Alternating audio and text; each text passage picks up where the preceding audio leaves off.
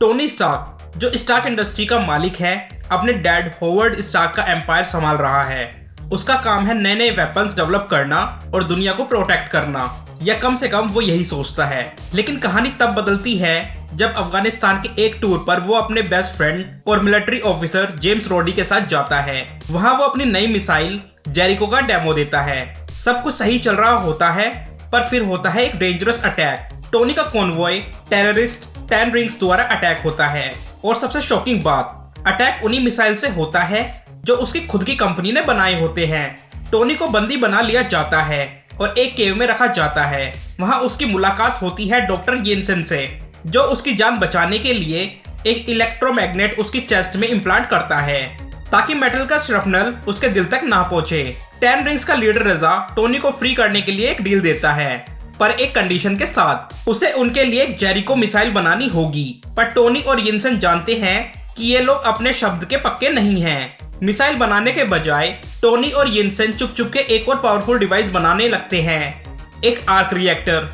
जो टोनी के चेस्ट को और भी पावर देगा, और एक आर्म सूट जो उसके एस्केप प्लान का पार्ट होगा।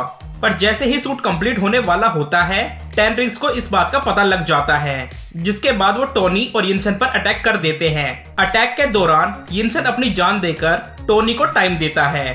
फिर क्या, टोनी अपने नए सूट में घुसकर पूरा तोड़फोड़ मचा देता है, पूरा कैंप उड़ा देता है और फाइनली डेजर्ट में क्रैश होने से पहले उड़ जाता है।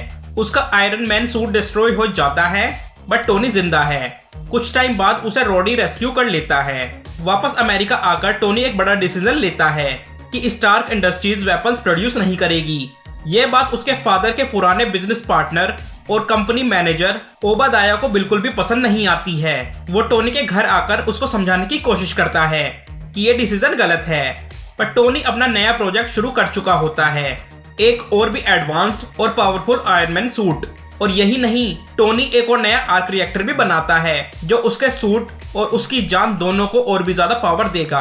पर उसकी असिस्टेंट पेपर पोट्स उसका पुराना आर्क रिएक्टर भी संभाल कर रख देती है, जो बाद में काम आने वाला है। एक इवेंट पर टोनी को एक जर्नलिस्ट बताती है कि उसकी कंपनी के वेपन्स अब भी अफगानिस्तान के टेररिस्ट के हाथ में हैं। गुस्सा होकर टोनी अपने नए आयरन मैन सूट में वहां पहुंचता है और टेररिस्ट का सफाया कर देता है। पर जब वो वापस अमेरिका लौट रहा होता है, तो एयरफोर्स उस पर अटैक कर देती है, बिना जाने कि वो कौन है। फाइनली टोनी को रोडी को बताना पड़ता है कि वो आयरन मैन है, तब जाके अटैक रुकता है। पर कहानी यहाँ खत्म नहीं होती है। 10 रिंग्स टोनी के पहले वाले सूट के पीसेस इकट्ठा करती है, और उनकी डील होती है स्टार्क इंडस्ट्रीज के मैनेजर ओबादाया स्टैन के साथ। स्टैन सीक्रेटली वेपन सेल कर रहा था टेररिस्ट को, और टोनी को मरवाने का प्लान भी उसी का था। जब पेपर उसके सीक्रेट फाइल्स हैक करती है, तब वो ये सच्चाई शील्ड एजेंट फिल कोल्सन को बताती है। स्टेन एक और डेंजरस चीज करने वाला होता है।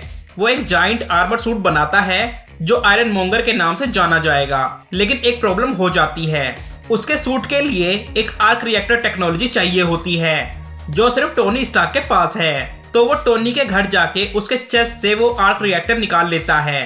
टोनी मरने वाला होता है, बट उसके पास एक लास्ट ऑप्शन बचा होता है, उसका पुराने वाला आर्क रिएक्टर, जो पेपर ने संभाल कर रख दिया होता है। फिर होती है एक धमाकेदार बैटल टोनी और स्टेन के बीच। स्टेन का सूट ज्यादा पावरफुल होता है, बट टोनी के दिमाग के आगे वो टिक नहीं पाता है। टोनी पेपर को कहता है कि स्टार्क टावर के बड़े वाले आर्क रिएक्टर को ओवरलोड कर दे।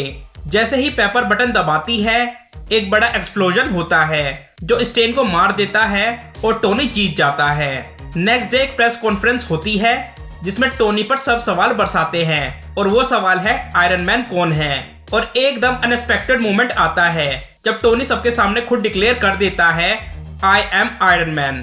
और फिर वो सीन जो मार्वल का फ्यूचर सेट करने वाला था। पोस्ट क्रेडिट सीन में शील्ड का डायरेक्टर निक फ्यूरी टोनी के घर आता है और उससे कहता है, तुम सिर्फ एक सुपर हीरो नहीं हो, तुम एक बड़े यूनिवर्स का हिस्सा हो। हमें एवेंजर इनिशिएटिव के बारे में बात करनी होगी। और ऐसे एक नए एरा का जन्म होता है, एमसीयू का सबसे पहला और iconic super hero iron man. कैसा लगा आपको ये आयरन मैन रिकैप? हमें कमेंट सेक्शन में जरूर बताएं, और चैनल को सब्सक्राइब करना बिल्कुल ना भूलें।